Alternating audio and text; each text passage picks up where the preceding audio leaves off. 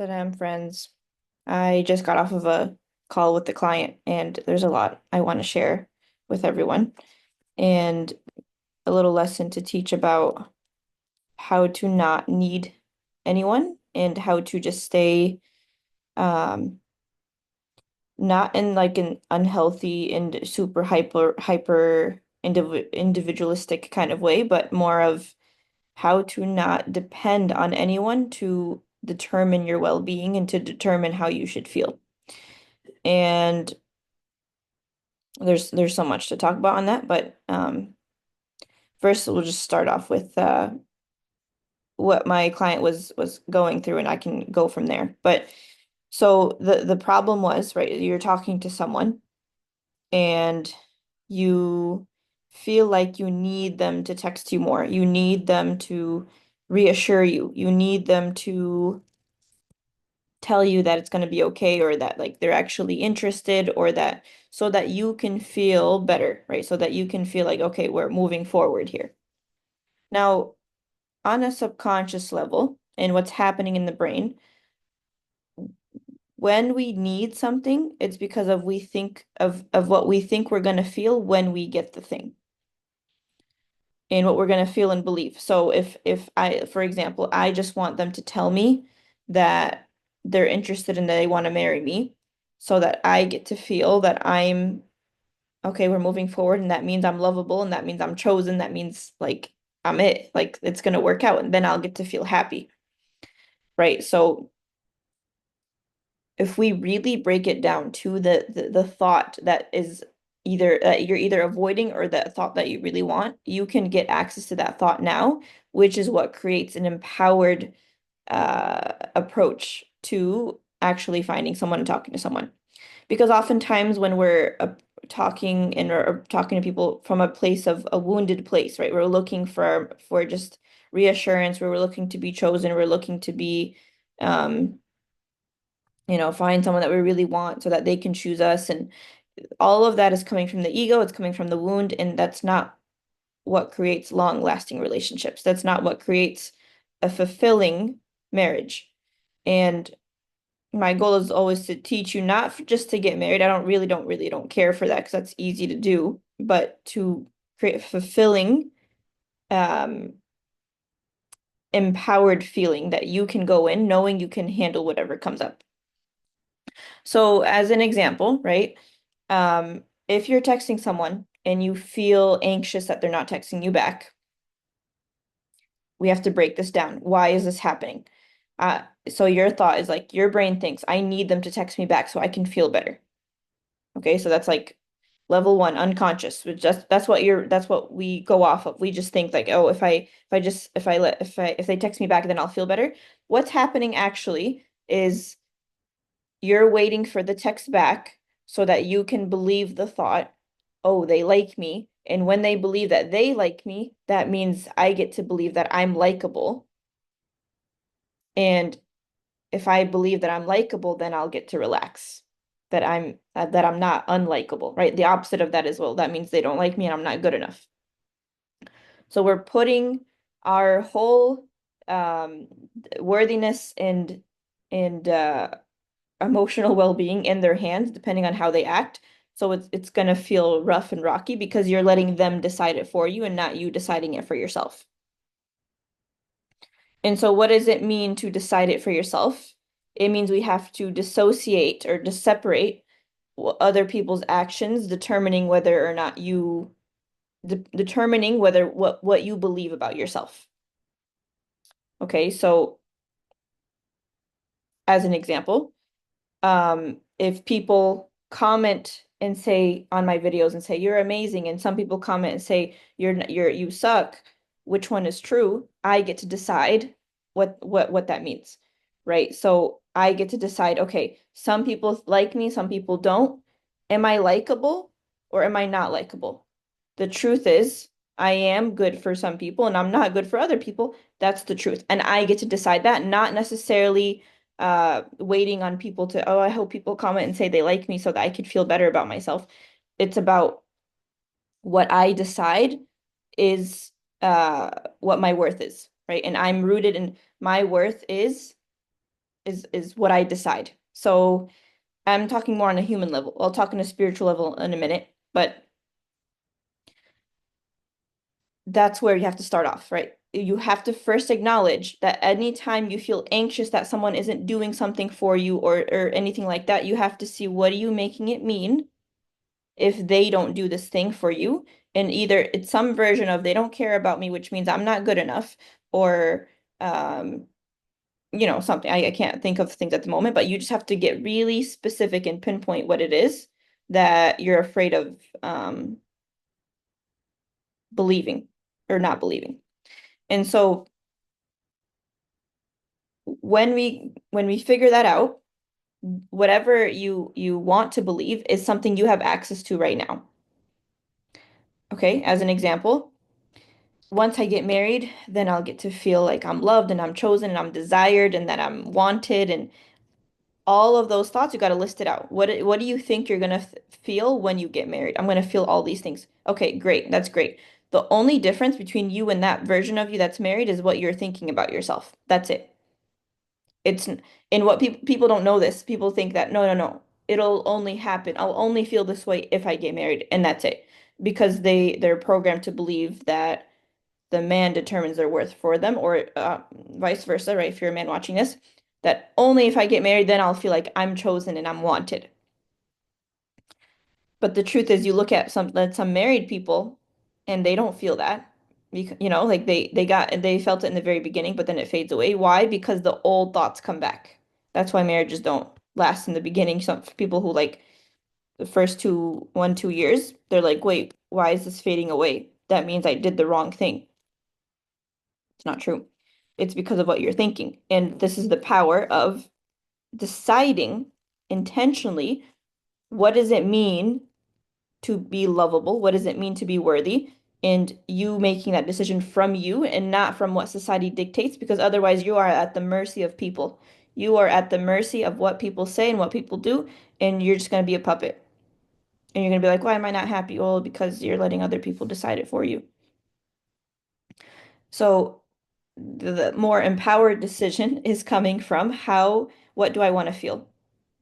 What do I want to feel? No matter who's texting me, no matter who I'm talking to, what I want to feel. I want to feel like I want to feel grounded in who I am, and I want to feel like, okay, I am lovable and I am worthy, no matter who says what, no matter who says like any of that. I am worthy because Allah has created me. I am worthy because I am wanted, I am desired because I want me. I desire me. I desire who I am. And Allah wants me because Allah has chosen me to be in this world at the specific moment, at the specific time, and He doesn't put things in this world by accident. Therefore, I am wanted, I am desired. And you have to find a version of that thought that feels true to you, that feels believable, and you have to just keep practicing that. And that's how you actually implement the to make that you show your brain that the new thought that I want to believe about myself is this. And then there's going to be people who don't like you and don't and who really don't like you and people who do like you. Yeah, of course, they're allowed to do that, right? Because at the end of the day, it's not threatening to your whole nervous system because you've already decided that you are lovable and that there are people who won't like you, and there are people who will like you. There's no, it doesn't threaten your whole worth. It doesn't threaten your self-worth because that's where people get caught up in like, and the anxiety stems from that. That's it all goes back to that. So that's one part, right? Like, so you really have to just identify where in your relationship patterns do you get really anxious or even avoidant, right? If you like really avoid things like, oh, I don't want to talk to him first. Why? What does that mean if you talk to him first? Oh, because that means I'm chasing him. That means I'm a chaser, and that means like I'm less worthy as a woman because I'm chasing. And it's like, okay, well, this is what happens, right? Like this is the pattern that people get stuck in, and they think it's true. The only reason someone would chase is because they're not worthy. And the only reason people wouldn't initiate is because they think they're not worthy. Both sides are equally like the same, but it just comes off differently. And so You have to identify what is that thought. So you come from a much more neutral, authentic place and you do things in a way that you want. Do I want to speak? Do I not want to speak? It's up to me, right? But you're not coming from fear. You're not coming from cringe. You're not coming from ego. You're coming from what do I want to do? Knowing that I'm amazing and worthy and Allah loves me and I'm a lovable human and I'm a catch and all of the things. And now what do I want to do? And there's no fear, right? Because and even if there is fear or anxiety, sometimes it's not driving you. It's okay that there you have fear, but it's not like the main thing that drives your patterns. And so you got to kind of that's your kind of assignment is to write out, okay, what am I? Where do I get anxious? And what do I make it mean about me if they don't do that thing? Or even better, if I really want them to reassure me or text me more, what can I do to answer that? Like answer that thought. Okay, if he texts me more, then that means I'm chosen and I'm worthy. Then that's the thoughts you have to keep practicing and find a different version of it. Use AI to kind of find a different thought that feels believable to you, but this is the work. This is the work. There's no shortcut. This is the work. This is if you really reframe and rewire your brain, this is what will get you what you want. Because you literally start acting normal, like natural, and like, oh, okay, it's just relationships are really not that hard. I just have to stop telling myself all these crazy thoughts about how I'm not lovable and how whatever, I'm not worthy enough, and then acting or like the actions take the actions coming from a more authentic place are very easy, and that's what makes you very attractive as well. When you're not like hyper focusing on doing things right and wrong and am I feminine enough? Am I masculine enough? And am I too masculine? Am I this? It's so exhausting, bro. Like just just like you have to focus on what your own thoughts are and shift from there. And that's what I was helping my client with. And at the end of the session, she was like, "Whoa, this is very liberating." And I was so funny. I was like, that was so funny the way she reacted. But it was just like it's just a whole different world when you realize that you are able to decide what your thoughts are. And this is my whole mission. I know people love to call me feminist, but I don't give a damn actually. Like you have to empower yourself to stop depending on what other people think of you. And I'm talking for women specifically, but also for men. Like you don't need to put your whole like what are people going to think of me? Well, what do you think of you? You have to start with that first. You have to start with what do I think of me? And when I decide that, I start acting from a much more like empowered, confident place. Okay? So that's the mission. That's where we have to get to as a Muslim ummah because we have to when you are more confident you are more connected to yourself. You're more connected to Allah because you see yourself as a worthy creation of God, and you don't do things to your soul that are not good for you. And so you would never be attached to something that you know is not good for you. And it all starts with how you think, and it's all a choice. Yeah, this video doesn't really have a, I don't know, I went all over the place. It was just a little rant, but it starts with getting your thoughts together and really seeing what stories are you telling yourself that feel so real that you think this is just the truth of who you are. That if they don't text me back, that means I'm not lovable. Or if a man doesn't choose me, that means I'm not lovable. No, it doesn't. No, it doesn't. We have to un no, we have to undo all of that. Yeah. And if there's a man in the comment section telling me, oh, you're such a feminist, shut the hell up. I'm tired of you. We have mission, we have things to do. We have ummas to heal. We have a lot of healing to do. Okay. And a lot of the men need a lot of healing, but a lot of the women, when you need healing too, because I'm talking from a place of like when you're so in your natural, authentic self, it's just so magnetic. It's so magnetic. I can't even describe it. And you can see it in certain people, right? There's some woman that you're just so drawn to.